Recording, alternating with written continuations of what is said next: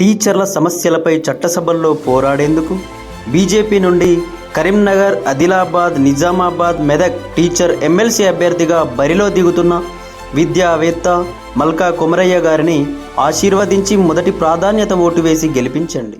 ఇంతవరకు టీచర్స్ ఏం చేసినా బీజేపీ గవర్నమెంట్ చేసింది. 2 lakhs ఇన్కమ్ ట్యాక్స్ నుంచి బీజేపీ గవర్నమెంట్ లో ఇప్పుడు 12.75 వరకు ఇన్కమ్ ట్యాక్స్ రిలాక్సేషన్ కానీ, తర్వాత మొన్న ఇప్పుడు పెన్షన్ స్కీమ్ రీసెంట్ గా అమెండ్మెంట్ అయింది. దాంతో 50% రిలీఫ్ వచ్చింది. అది కూడా బీజేపీ గవర్నమెంట్ చేసింది. 50% పెన్షన్ వస్తుంది, 50% వన్ టైం పేమెంట్ వస్తుంది. తర్వాత సర్వీస్ రూల్స్ కానీ, డిఏలు కానీ, పిఆర్సీలు అపాయింట్ చేసింది కూడా ఇదే. అయితే లాస్ట్ 50 years లో ఎడ్యుకేషన్ న్యూ పాలసీని ఏ గవర్నమెంట్ తీసుకురాలేదు.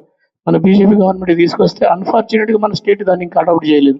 ఒకవేళ అది అడాప్ట్ అయితే కొంతవరకు టీచర్ల సమస్యలు సార్ట్ అవుతుంది. ఇప్పుడు మన కేవీ స్కూల్స్ ఎట్లా ఉన్నాయో ఆ విధంగా మన టీచర్లో కూడా కొన్ని బెనిఫిట్స్ వస్తాయి.